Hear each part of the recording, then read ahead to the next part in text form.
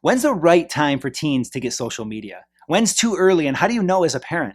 When it comes to teens and social media, if you're a parent, you're a pioneer. And maybe you've never thought about it that way before. We don't really use that word much, but it's absolutely true, because a pioneer is a person who's among the first to settle or explore a new country or a new area. And if you're a parent, or you ever plan to be a parent, you and I are the first generation in history to raise our kids with social media.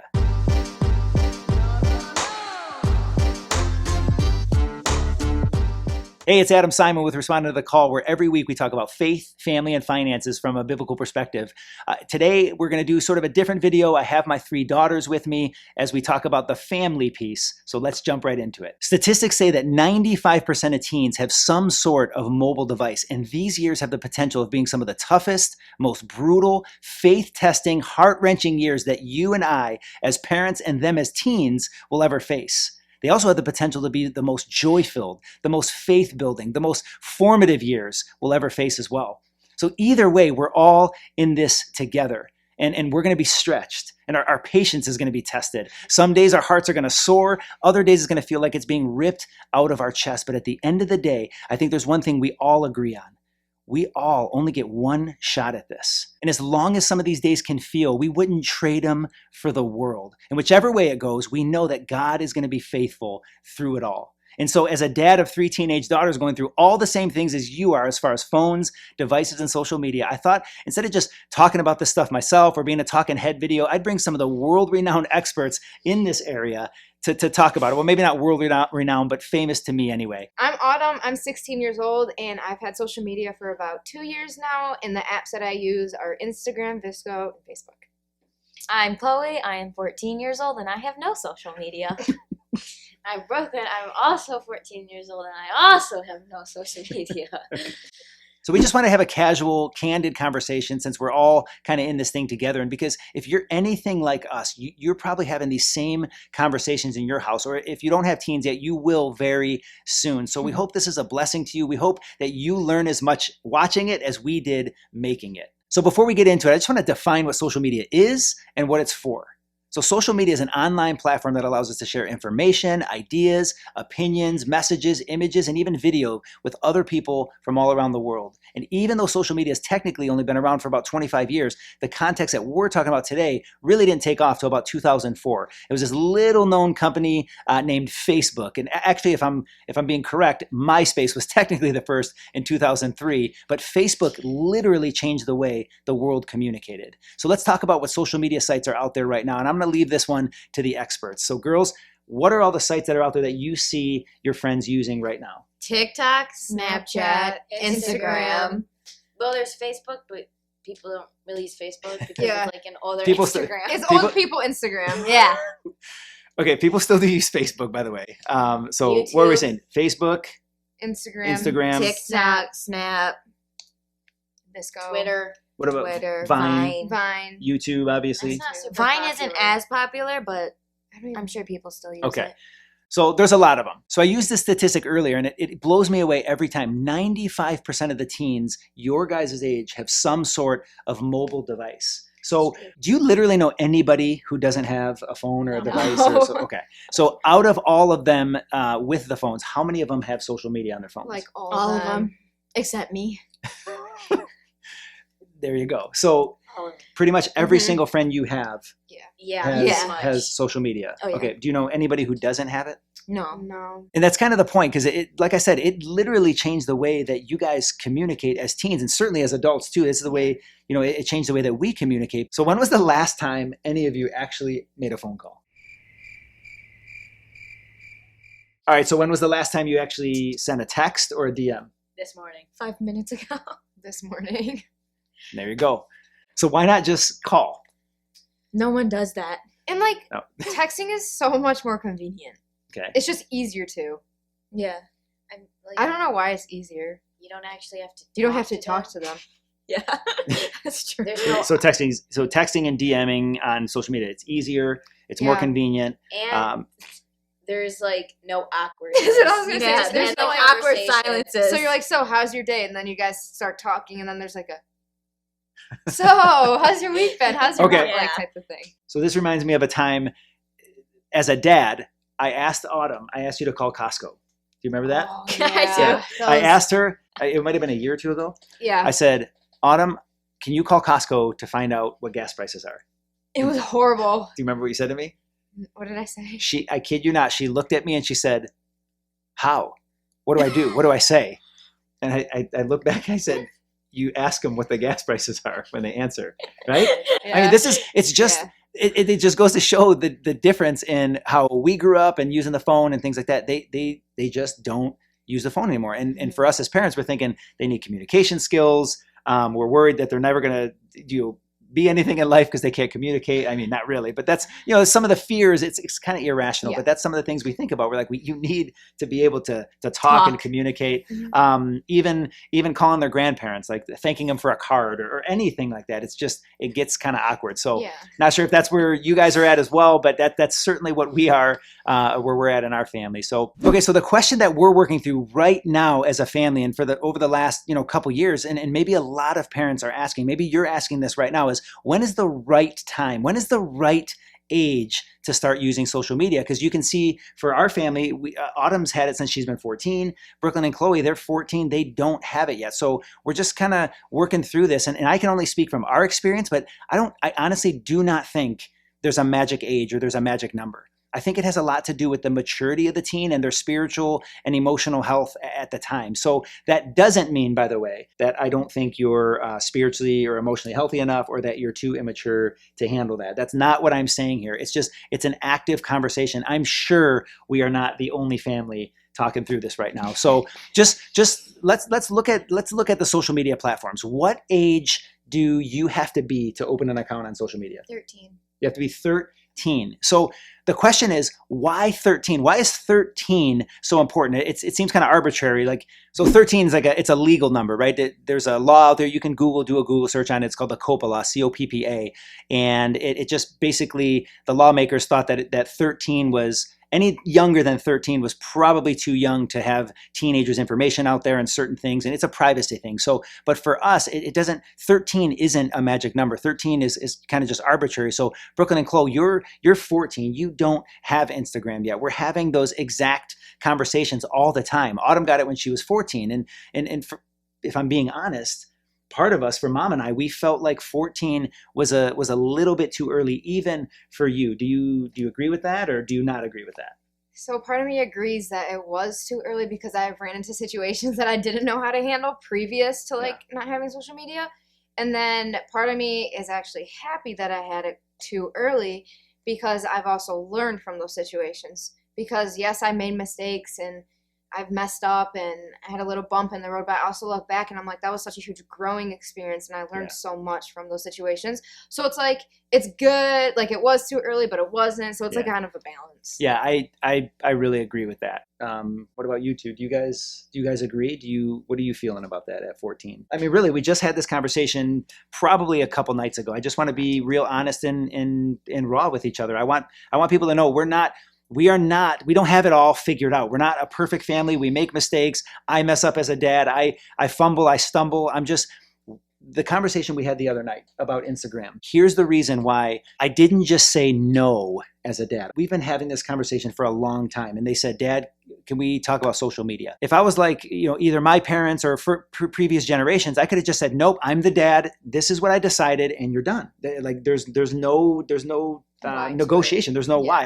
I'm the dad. It is what I say so, right? It is because I say so. That's exactly, some of the reasons that I used to get as a kid, but it's not about that. So why I wanted to sit and talk with you guys was because I think for me, I want you to know the why behind it, the underlying reason of why I'm reluctant right now to give you social media at this age. So, and I think there's a lot of parents out there that are doing that dance and having that conversation and going, should I give it to them? I know they want it. They're feeling left out, and we're going to get into some of those things too. But the main thing I shared with you, if you guys remember, is I want you to know my heart for you and why I feel so strongly about not giving it to you right now. And by the way, I'm going to just take a little pause in this conversation. If you are a parent of a teen, and if you are having these conversations, please comment below, like leave a comment, because we want to learn from you too. What are you doing? Did you give it at 13? Did you give it at 12? Did you give it at 14? So please leave a comment. I want to hear from you watching this, because we have a lot to learn from each other. So do that if you can. I would love to hear, where you're from, what you're doing, where you're at, and why you did what you did, whether it's no or whether it's yes right now. So please do that. That would be a blessing to us too. So let's just be real.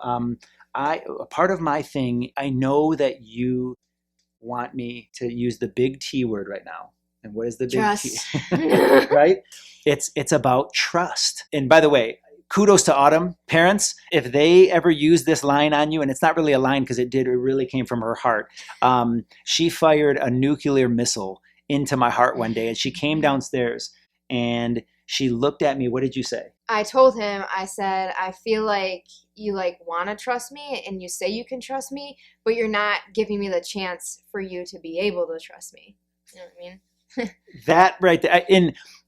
At that point, I said to my wife, Renee, I said, I'm so proud of not only just the logical argument that she used, but the fact that it really came from her heart, because you said it through tears. I mean, you said it, she said it to me, and as a dad, it made me proud and broke my heart at the same time. I don't know if you ever experienced that, right? I mean, it's just some of the things that come out of your guys' mouth that blows us away. And that was one of the reasons that we did end up giving it to her, was because she looked at me in the eyes through tears. Not the whiny, tears, she wasn't trying. This was not theatrics. It really wasn't. And she looked at me through tears and she said, Dad, I feel like you say you can trust me and you want to trust me, but you're not giving me the opportunity to prove it to you. And I thought, she's right. So we also said that, Brooklyn and I have also said the trust thing, like you haven't gave us an opportunity to trust us. Yeah. And or even not trust us. Yeah. The opportunity to go either way, because it's not all about making bad choices. This isn't about I'm hovering over you and we're being helicopter parents and we want to protect you from every bad thing that's out there. That's not. Sometimes it does feel that way. Well, yeah. So, it does. I agree. Right? It does feel that way, but that's why I took half hour, 30 minutes, whatever, to just share my heart and say, this is not about helicoptering. I gave Autumn the opportunity at 14 to earn that trust, and I know I did. And based on our conversation the other night, or the conversation that we continually have, we are going to give you that opportunity to earn that trust. And like I said to them the other day, I said, this is not forever. I'm not giving you social media. You are going to get social media. We're just one of the things, and I'll just say it right now. We're going to talk a little bit more later in the video, but one of the main things that I shared with them is the reason right now that I don't feel super comfortable with it, that we don't feel as parents is super comfortable with it, because what they're asking us as parents to give them, they don't have the categories to handle. So what I mean by that is, what they're asking from us is to put them into an environment that I see even as an adult, comparison, needing to be perfect, that I don't think many teenagers have that ability to handle. Especially, you guys have enough, right? Tell me, do you guys have enough comparison going on rather than to put you into an arena with 1,000 other people that you're comparing against and seeing what they're doing and knowing what they're doing? So tell me about that. Tell me, I want to hear from you too. About the comparison? Yeah, like when I say it's an arena of comparison, and that's what I'm afraid of, or not afraid of, but I don't want to put you in that environment right now at this age. We're already in the environment. I know you're talking about the pictures and all that, but I do feel like we're already in the environment, because we can on social media, you can look at a picture and be like, oh, I wish I had her body. And then you can also in real life, her walking across the street, I wish I had her body. I feel like it's the same thing. It is. That's a great point. Yeah, and that's very true. That's a great point. But I also feel like with that picture of comparison, you can constantly go back to that picture, as opposed in person. You can't keep replaying her walking past. And that person on social media is not airbrushed. She's not filtered. Hashtag no filter, right? That's true. Yeah. So, but no, that is a great point. Yeah. It's also like how you put it in the comparison, that it's scary, but you'll never know if we're truly ready until you put us into that arena. Yeah. And it's just like saying a professional soccer player is not ready to go onto the field, and they totally prove you wrong. prove you wrong going onto the field, being an all-star. Like, I feel like it's the same. It's like a mixture of both. 'Cause Yeah. it's like you want to, but you don't want to do that because you don't want to see them get like hurt, destroyed. Yeah, you don't want to see your own kid getting ripped It's like- apart. Yeah, it's like the analogy, with like sharks and chum. Like, it's almost like you're giving like the rope analogy. Like you literally give them a rope and they're gonna just keep walking until they like hang themselves. All Okay. right. So those are some phenomenal answers. I mean, that's why we're having this conversation. Maybe you're having that same conversation. And as a parent, there's a reason that we're having this conversation and why this conversation right now, right here is so important. It's because social media literally, in my opinion, as a parent, and I've seen it as adults, I've seen it with teens, and I'm sure you guys have too. It has the power to change the way somebody actually feels about themselves. An online environment, an online experience has the power to actually change their mental state and how they feel about themselves as a person in the real world. So, Chloe, you've talked about this. You guys have had friends that you've watched this happen to, right? Yeah. Tell me about that. So, like, pre-social media, I'd say, they were, like, fun, outgoing, and whatever. And once they got it, they were kind of, like, hidden almost. They were more worried. They were more worried on how they would act and how people would see them than worried about being their true selves. And you confront them and you're like, hey, this may like, I see changes in something, and they're like, nah, this is my true self. And that kind of hurts, like seeing someone you love being changed by social media and then them not realizing it and defending themselves because they don't want to really they don't want to really hear the truth. Yeah, and Brooke, and you've said the same thing. Like you've seen it happen to your friends, and I love how Chloe just said that. You actually stood up. I mean, because that's what love does, right? Mm-hmm. Love stands up. Yeah. I mean, you've stood up to your friends and said, not in a stand up like argumentative, but you've actually stood up to them and said, hey, I noticed this about you, and I just want to, how come you're acting this way, and what are some of the reactions that you've gotten? Some of the reactions I've gotten are like, thank you for your concern, but like, this is who I am now. I just learned my new personality. And so I've learned from the past that I used to just go at them like, this is not you. But then I've also learned that, okay, if this is who you think you are, then I'm just going to back away. Okay. Well, yeah, that's true, because it's almost like if they're not mature, They're guarded. and they're younger, Guarded. That's a good way to put they're it. guarded, and it's almost like they're letting social media mask who they really are. Yeah, Okay. that's a good too. That's a great point. And if I'm being completely honest and transparent, like I hope, I think I've done that sometimes myself. Yeah, me too. I think everybody's that, Yeah. and we see it on social media. And social media is the place that you can scrub your feed, but when you actually see it play out in the person's life, like this is why we're talking about this, because I know right now there's friends of theirs that are going through this, and they're changing. They're changing who they are and who their friends who know them deeply thought they were. And I think that's one of the most loving things you can do, especially as a Christian, as a Christ follower. You can have those hard conversations and say, hey, I see this happening in your life. And I want you to tell me the same when you see it. It's an accountability almost, like you love them, so you're sharing this. And I mean, if it's okay, if I can be honest, I've watched these girls be in tears over their friends who are different than they used to be because of social media. Now, it's not, go ahead. And it's also their attitude sometimes that can really affect. Right. That part. Right. And go ahead. And it hurts seeing it, but then when they do it to you, it kind of hurts you, because like you're like, I did nothing to deserve that attitude that you just gave me, but It's also out of defensiveness. Right. Yeah, and we all do that, right?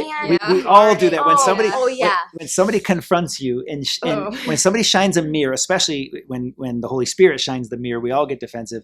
But when somebody like a good friend who has your back anytime and loves you, and you guys have been, just through a lot of stuff together, when somebody confronts you on something that you know you're doing either wrong or you shouldn't be dabbling or whatever, and they call you on it, the first reaction, I know at least in my heart, is defensiveness. Yeah. I'm like, I don't want to hear this right now. And Yeah. you put up a wall, but after a while, and you guys have done this with me as a parent, I'll tell you something and I don't think I'm getting through at all. You're like, this girl has a stone face that'll make me weep. And it's, they don't want to hear it. Yeah. But 10 minutes later, an hour later, a day later, whatever it is, something will happen where I'm like, oh, they did listen. Or, oh, they that did hit their hearts. And that's encouraging to me as a dad, because I need to know, let me give you time to process it, right? As girls, Yeah.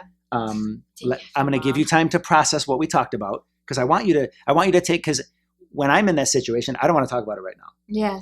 And I need to learn that. I will publicly say I need to learn that as a dad, because when I share something with you that's confronting you, you put the wall up, you go away, you process, you give your heart time to go, you know what? He loves me more than the world. He's got my back. Owning up to it. But it's almost like better to put yourself in your parents' shoes too. Like Yeah. I've done that too. Like I didn't coach her. I didn't teach her. I like didn't if tell her to I say was that. like if I was a parent and I was letting like my kid have social media, I mean, of course I'd be hesitant on it, because Mhm. I wouldn't want it to change who they are, That's and I wouldn't there's part of me that's like, yeah, I would trust you, and there's disappearing stuff, but like I want to trust you, but like it's not even like I can't trust you, it's what your friends are going to be saying. But then it's like, well, let's just give it a shot. If you mess up, we'll just pick you up, brush off those scrapes, and we'll learn again. I mean, you're gonna make mistakes and you're gonna mess up. I'm not perfect. I've made plenty of mistakes, but it's like, it's those times where you have to put yourself in your parents' shoes and be like, okay, yeah, like they're right. They know me, I know myself, and maybe I wouldn't make the best decisions, but it's out of protection and love.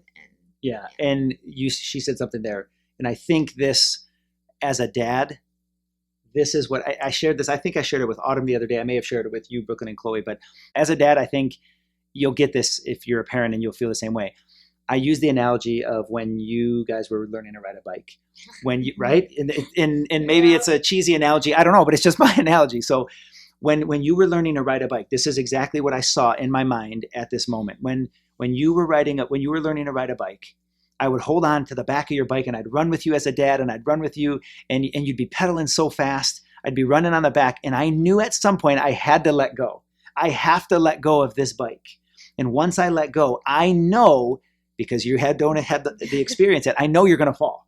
So I have to let you go. I know you're going to fall. I know you're going to get hurt, but I'm going to be right there. Mm-hmm. And so inevitably, right, we did it, 100 times. Yeah. I let the bike go. You fell. You scraped your knee. You got bloody, or your elbow or whatever. And I picked you back up. We put the Band-Aid on. We got back on the bike. We did it again, and you got your balance of it, and then you learn how to ride a bike. Yeah.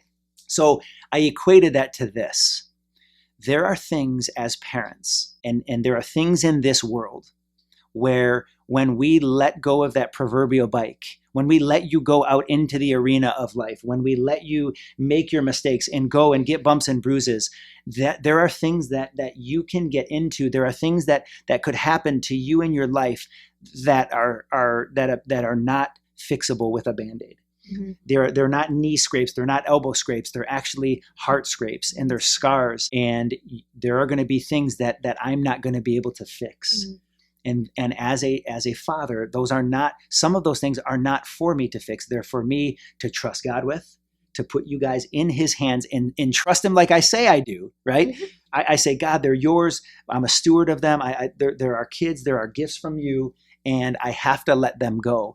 But letting go of that bike is one of the hardest things I can do, because I know you're going to get bumps and scrapes and bruises, but they're heart bumps, scrapes, and bruises. And those can hurt a lot deeper than just a knee or an elbow. So that I hope that analogy resonates. If you're a parent, please let me know. Have you ever felt like that? Have you ever felt like that analogy? Like you need to let go of that bike. You need to let go of that social media bike, right? But that's go. So let go, right? That's what they're telling me. Let go of the bike.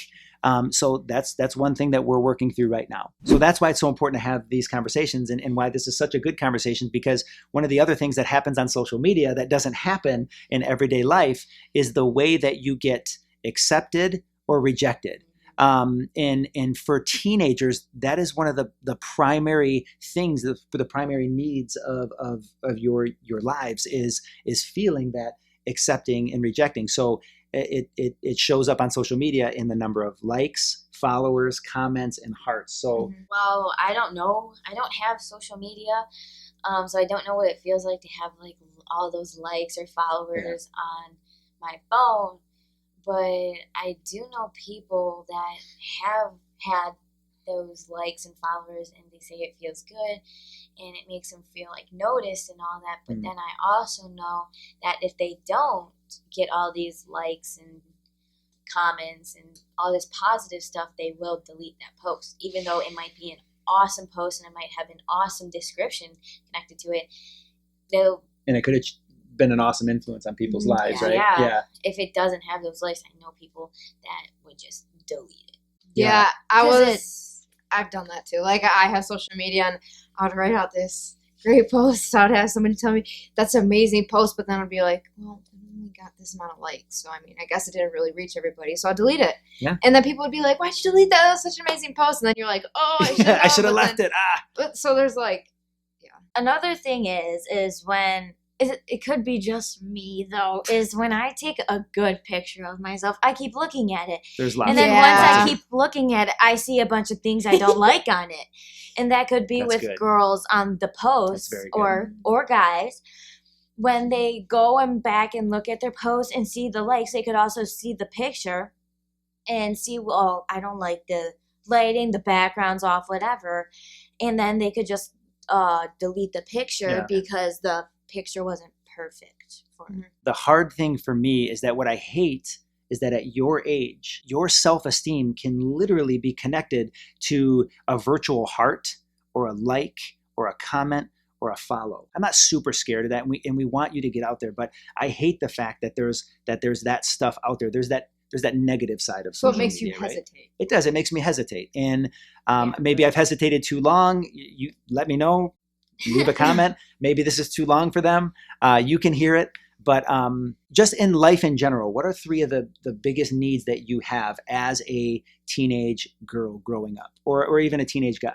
Just feeling accepted, feeling that feeling of being wanted is like a huge need, I feel like, in everybody, because I feel like we all have that natural, like, well, I want to be wanted, I want to be accepted. Like, that's just true as human beings exactly, too. like, All it's of us want to just- feel. yeah. And it's hard because your worth, your acceptance is not based on a click or a like or a follow. Yeah. It's awesome that people they like your picture, they like your post, but if you only get one or you get none. We just watched an awesome movie. What was it called? Social Dilemma. Social Dilemma. Yeah. So we watched The Social Dilemma. I think we watched it twice as a family. Yeah. You see this scene in there. If you have not watched The Social Dilemma, it's on Netflix. I don't know what you feel about Netflix, but go on Netflix and watch The Social Dilemma, because that gave our family such an insight, and we watch it together. Your teenagers will watch it with you. They thought they thought we were gonna use it as a tool. They're like, oh, here we go. This is another reason why. Yeah, here we go. Now we're not getting social media for sure, but it was very, very eye-opening. So if you haven't watched it, please go watch that. If I can, I'll link it in the description below. But what's another thing that you guys need to feel as teenagers? To really feel like you fit in. That's a good one. Fitting into a group or fitting into and a like you actually like belong or whatever. Mhm. Yeah. So this is interesting. So that feeling of belonging, that feeling of fitting into a group. What did you say about your soccer team? They mostly use Snap for they're like, okay, let's wear this color, or we'll wear this, and half of you wear this, or whatever. And so we, not having any social media, we have to have people like that are in the chat text us separately, like, okay, this is what they said. Wow. Yeah. I mean, it's not bad, but it's like I'd like to just be part of that, you know? Okay, so your team, you won't even get a message about wearing the right color jersey if you're not on Snap and you guys are left out, Mhm. right? So it's not FOMO, it's It's FOMO? literally being Fear What's of FOMO? being left out. FOBLO. FOBLO. Okay, FOBLO. You heard it here first. fear of Fear of being out. left out. FOBLO. Well, hashtag FOBLO. But that's a very real thing. And I know a couple years ago, at the church we go to, there was a time where the high school group, the high school ministry, they only communicated through Instagram Their or stories. Facebook. Yeah, through their Yeah. stories. So there were times they didn't even know that there was an event going on. They didn't know what to bring or what, How to dress, because there was this one time it was like a fun, was it 50s? yeah, Something yeah. like Yeah, that. It was like a Googles. themed event. Yeah. It was a fun 60s, 50s night or whatever it was. And so we just showed up, regular clothes. And everyone's like, why aren't you dressed up? And I'm like, Yeah. we didn't see anything. So that's a major thing. So there are really, really, really positive things in having social media. Oh, for Like I said, sure. it's a massive communication tool. Yeah. So some of these kids need it. They need it for groups, and they need it for sports, and they need it for church, and they need it for all kinds of things. So as a dad, that's kind of the things that I'm thinking through. Obviously, we talked about the flip side of it. You can feel rejection. You can feel loneliness. You can feel, like your life's not mattering or you're not making a difference. And that's true of adults too. The point of a lot of this is that at your age, you guys are so influenced by peers and people your age. And one of the biggest peer groups you have that we've been talking about are the people online. It's the friends online, because you do have a lot of friends online. That's why they call people like, the big names social media influencers, because they have such an influence on your life. And what's sad and crazy to me is that teenage identity and teenage worth can be tied to, how many likes and followers and clicks they have. But I just want you guys to know, and I want people watching to know, that your life is so much more than that. You are worth so much more than a virtual heart or a click or a snap or a DM or whatever it is. You have such infinite value and worth. And I've told you that 1,000 times. And if I'm being honest, as a parent, putting you into that arena is a little bit scary. So one of the stories that there's even a story of I think he had some kind of online social. It was on Reddit. There's a famous story about there's a kid on Reddit who, in his Reddit community, he was talking, and they kind of picked up on it. He really truly wanted to take his own life. And everybody kind of rallied around him and heard some of the things he was saying, and just were recognizing what was going on. And they ended up talking to him and saved his life. So there are so many of these good stories out there where you can make a huge difference. Yeah. You can make a difference in people's lives through social media, through videos on YouTube, through writing blogs, through, sharing your heart with your friends and all that stuff. So there's so much good stuff out of that. And for me, one of the craziest things that I've learned about social media and using our devices is what it actually does to our brains, both positively and negatively. And I guess it's true for adults too, but it's way more important for teenagers and kids, because your brains are still developing. I know you don't think so, but they really are. And seriously, because one thing that happens when we're on our phones, and especially social media, is that parts of our brain actually shut off. And you want to know what the main part of your brain that shuts down when you're on social media or you're on your devices is? Because I didn't know. The main area of your brain that shuts down is the center of your brain that controls creativity and creative thought. Of course. Right? Yeah, 'Cause of course, that's that one. exactly what I always say. Because when you're on your phone, when you're on social media, it actually robs you of the freedom to imagine new things and create new things. It shuts off the creativity center. And the reason why is because it's the part of your brain that's most active when you daydream, when you're bored. And one thing, and they've heard it 1,000 times. You guys know what's coming. I'm not even going to say it. I will let you guys say it. What is the line that I always say to you guys? Boredom is the birthplace of creativity. And okay, that was not scripted, but it's what I say. Boredom really is the birthplace for creativity, and this is the physical science behind it. This is the scientific proof, because when you shut things off and you just find space and create space to think and slow down, turn your device off, and just imagine and dream, maybe journal, maybe write. That's when you're most creative. We all know that. Autumn, I've seen you just in this past week. I've seen you write an incredible blog post. Now, tell me, did you have your phone on when you were doing it? For like writing types of things, I just plug in music. I had a notebook and I wrote down like my main ideas and just sat down and just typed the whole thing from there. I don't think I actually went back and reread it until I read it to my parents. It's kind of funny, but which is fine. But the point is that you played some music, you let your mind kind of wander. yeah. And that's when the creativity process, because that's the part of your brain that got activated when you slowed down. Brooklyn, I have seen some of the most beautiful artwork, some of the most beautiful drawings. She's an artist. She is an artist. I've seen, I know I have. I've seen some of the most beautiful artwork you've ever drawn. You were sitting in your room, and it was probably a time in our, I'm going to get to some of the things later, but in our family, we have some screen time. It shuts down their phones. We have, we take some breaks, but it was probably in a time like that, or when you wanted to be, creative and draw. You just got your pad out. You didn't have a screen on. You weren't distracted. And that area of your brain went wild. And what came out of that was beautiful.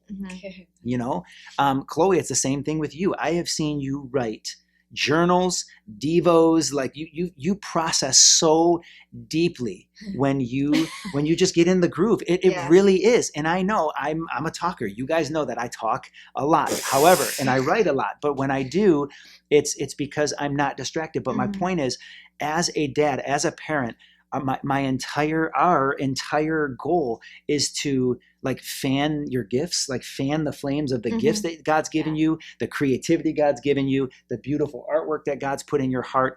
When you dive into devices or movies or social media or whatever, we shut that area down and we just go on autopilot. And we all do it. By the way, this is not the end of the world. It's not the worst thing in the world, but I do it too. Yeah. Sometimes you just need to veg and you need to watch a movie and you need to, it's a habit. You just need to shut everything off. But what I'm saying is what it does is it robs you of the chance to do what God's gifted you to do. I also have a question. What if you are just like going through Instagram? I don't know if you've ever done this, Autumn, but what if you're just going through Instagram and you see something like really cool and you just want to like write it out, draw it, or like copy it? Yeah. Would that be considering, like, is that bad? Like, no, that's great. No, because you're. I mean, now, and that's a great point, because social media can even be used to give you ideas, creativity, art, all that stuff. So it's a balance. Everything is a balance. I know I talk sometimes in extremes over here and extremes over there. They can attest to that. But that's a great point, Brooklyn, because it's the balance in the middle is going, okay, I've gotten some awesome ideas for even YouTube videos or even things that we write together. There's some great ideas out there that I wouldn't have gotten had I not been on Instagram or Facebook or YouTube or whatever. So you can use those to stir creativity as long as you know what it's doing, and as long as you have that discipline to say, okay, I got my idea. Now I'm gonna activate that part of my brain, and I'm gonna just kind of get quiet and let that flow. So the point of that whole story is, because of social media, most teenagers and maybe even adults now, we don't dream anymore. We don't daydream anymore. We don't think of the future or our lives or other people as much as we used to. Because even if we do, we probably do it a lot less, because there's something to always keep our attention or occupy us or get rid of that uncomfortable, quiet space that comes when we just turn everything off. So there's a lot less thinking and a lot less processing. There's a lot less processing about our own lives and a lot less thinking about other people and how we can be a blessing to them. So they even say there's a saying that even a resting brain has more processing power than a brain doing more demanding tasks. So we rob the creative gifts that we have, and maybe even rob the world of a gift when we don't give our minds and our hearts a break. It's like Sabbath rest. I mean, there's a reason God put that into the daily life of his people throughout Scripture. We think of Sabbath as this Old Testament thing, but all we're talking about doing is taking a break, taking a rest. There are some incredible books out there about how to do this. It's kind of funny that we need books to tell us how to do this, but there really are.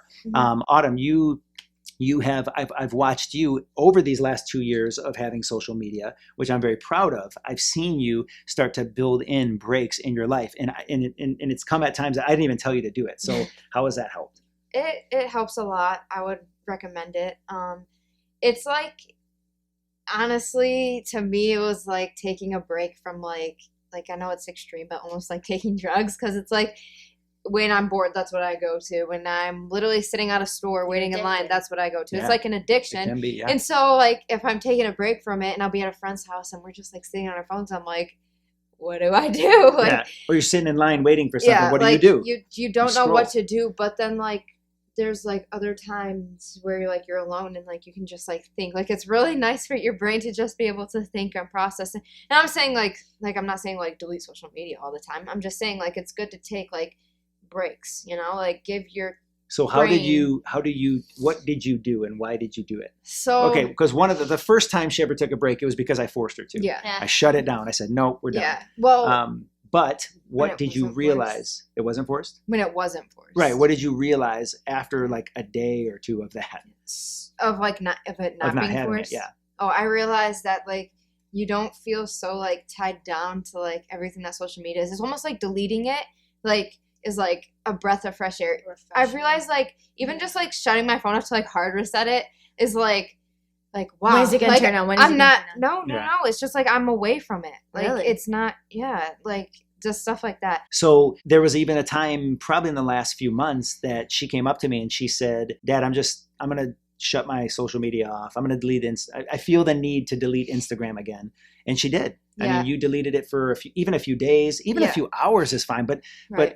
you deleted, I think, for a few days or a week or whatever. And you took a social media fast. You did a break. Yeah, and it's almost like I didn't want to tell my parents because I don't want it to feel like I'm cocky. I'm like, oh, I'm deleting social media, but She's like, so spiritual. but She's- like, if there's no, that's what I'm saying. That's what you did. I'm human. That's definitely not it. But there's just like I just like want to put it out there, so in case they're like, hey, did you see this? Did you see that? Or they can remind me of something like this is coming up, like just so you know, like. Yeah.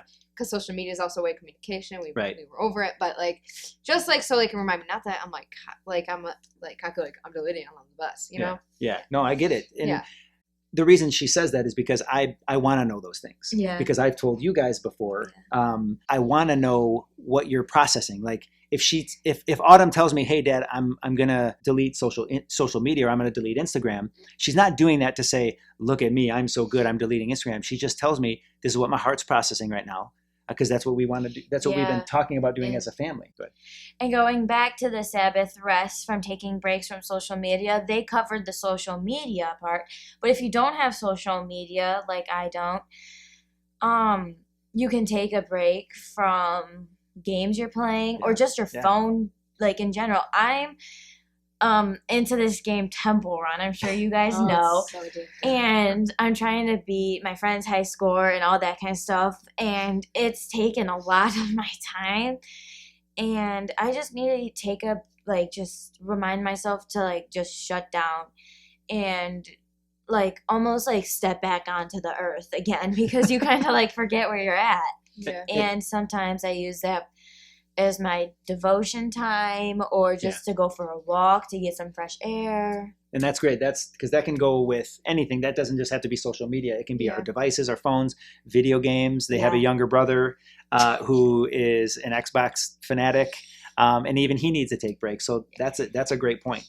So it can eat into time that we need to be using it for. So, And there's another thing. It happens to us like when you don't take breaks and then when you're constantly on it, when you're watching your shows or when you're scrolling through Instagram, it tends to change your attitude because you're being, I don't want to say lazy, but you're being lazy. And adults do it too. It's not just, It's not just teens. Yeah. And then when your parents are like, hey, can you do the dishes? Or, hey, can you clean the kitchen?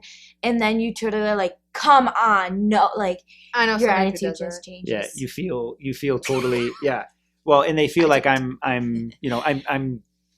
just interrupting their day like crazy, right? Like, Come on, how dare Dad. you ask me to do this? But no, that you guys had some awesome points there because, Brooklyn, you said it perfectly. It sounds funny because she doesn't want to say, hey, look at me, I'm doing the dishes. Everybody look at me, I'm the queen doing dishes, right? It feels weird to say, I'm doing the dishes. It feels weird to say, Dad, I'm deleting Instagram. But what I've told them just as a dad is, if you don't tell me, I don't know, right? Yeah. If you don't tell me that you're wrestling with these things in your heart and you're taking a break from social media, or Dad, I did the dishes, I'm just telling you because you didn't have to ask me. Mhm. And that makes me just super proud. And it also builds that it helps me as a parent. And parents, tell me if you feel this way.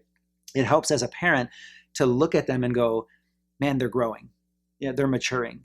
They're and by the way, we can see right through it when they're faking it, because and they don't fake it. I'm just saying it's not disingenuous. It's actually real when they do it. And it makes me so proud because I'm like, I didn't do that. Like I've encouraged them to do that, but I didn't force that, or I didn't tell them to do that. Mhm. So when they come up to me and say those things, it makes my heart so proud and excited because I'm like, all right, they're growing, they're maturing, they're telling me, Dad, I'm telling you this because I want you to give me the opportunity for bigger things. Like there's a scripture where Jesus says, those who are entrusted with little will be entrusted with more. So these are little things: doing the dishes, cleaning your room, doing your homework, or doing all those things and turning those things off. But there's a biblical principle there where I'm trying to help entrust them with more as they grow, and they are growing. So I'm super proud of them. Those are awesome stories.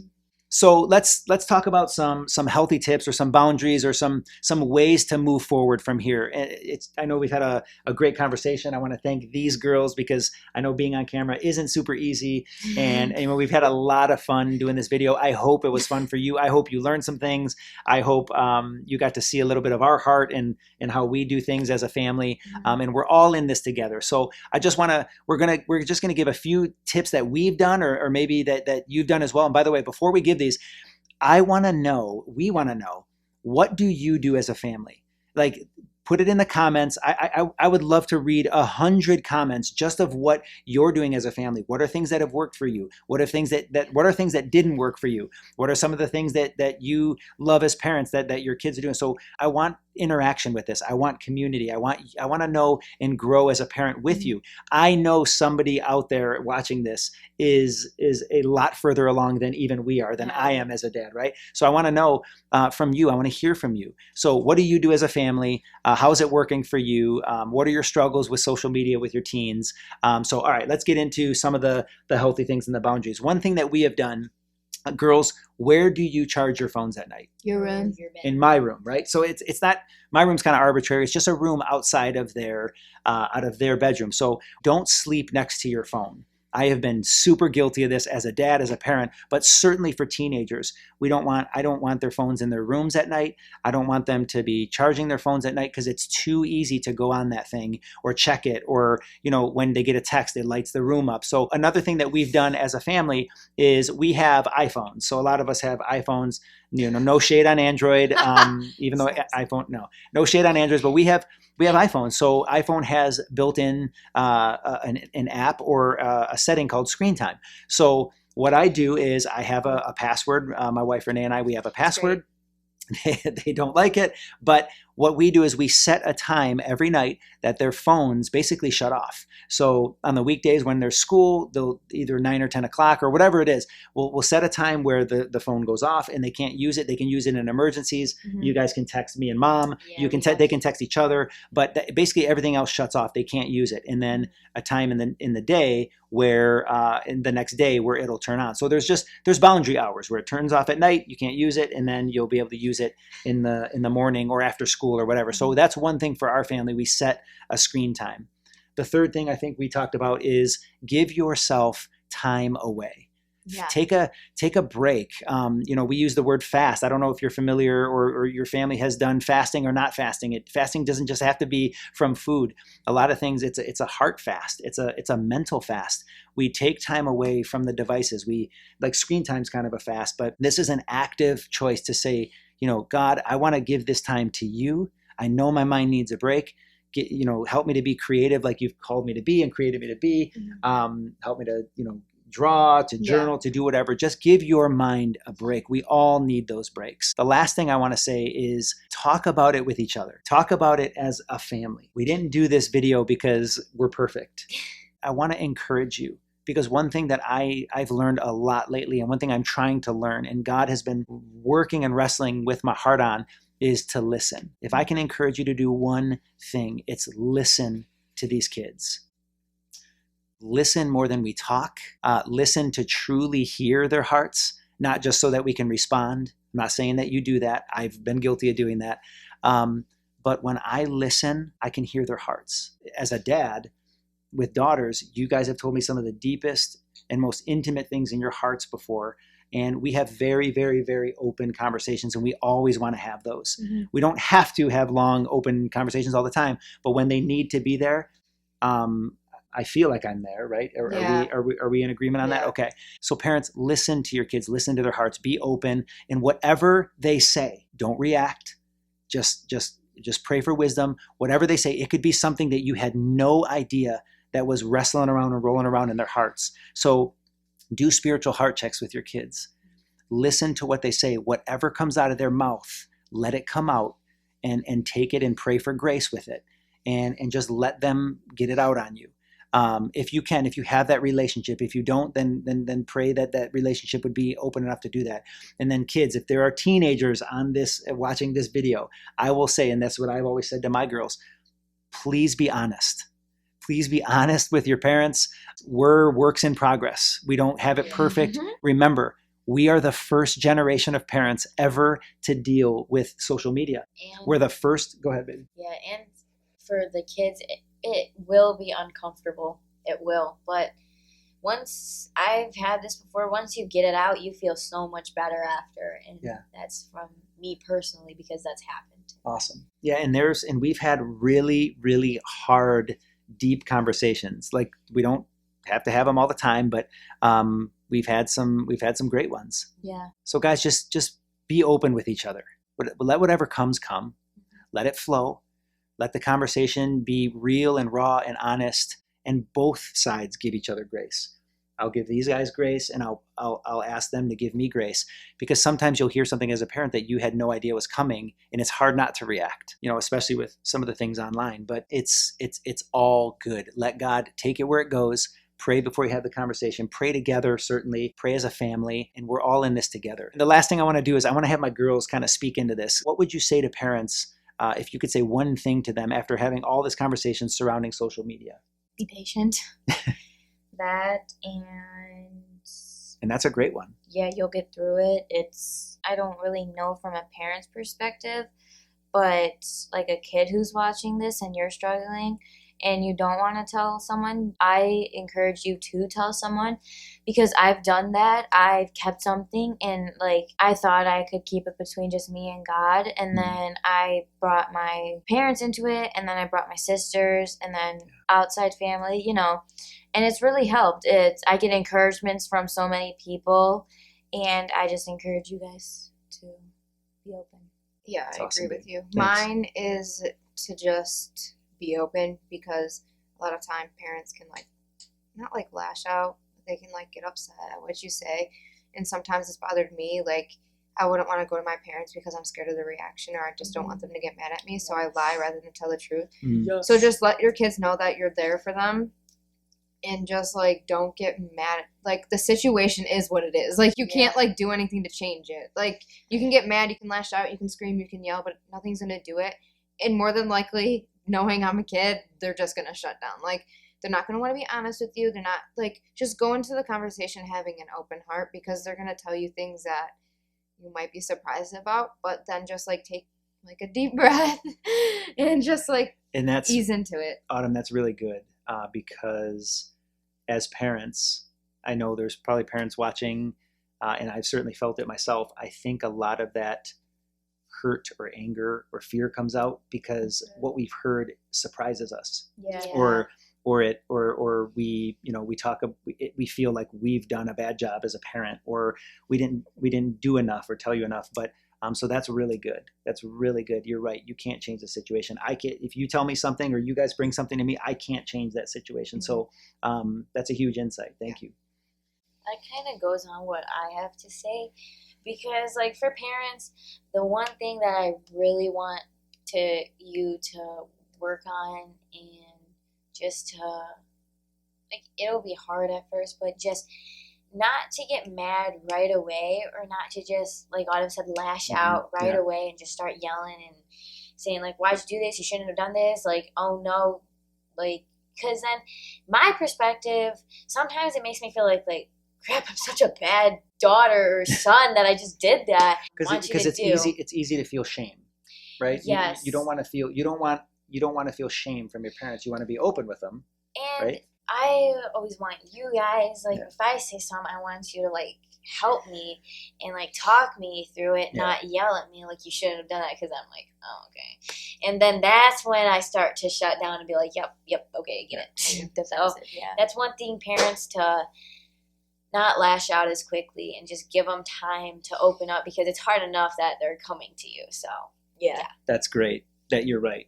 And as parents, we have to realize what you're being honest with is one of the hardest things you're ever had to do at the time. Mhm. Like, it could be one of the deepest things of your heart. That's a great insight. Thank you. So thanks so much for watching and just spending some time with us while we had this conversation with our family. We really pray that you guys are having the same conversations with your family. I just want to leave you with some great resources. I'm going to link them in the description below. One of them is Heartlight Ministries, Parenting Today's Teens, Focus on the Family, Common Sense Media. There's a ton of resources out there.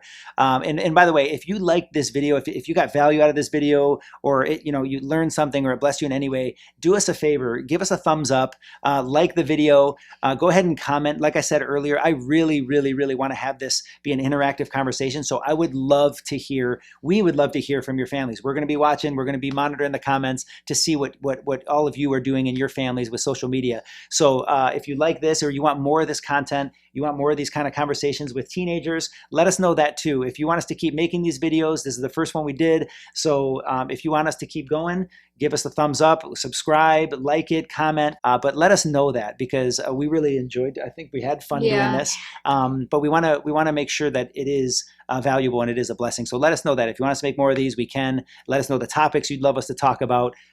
So I really want to say thank you to these girls. We had a blast. God bless you guys. May God, bless your families as you have these conversations around social media. Thanks for watching. We'll see you in the next video.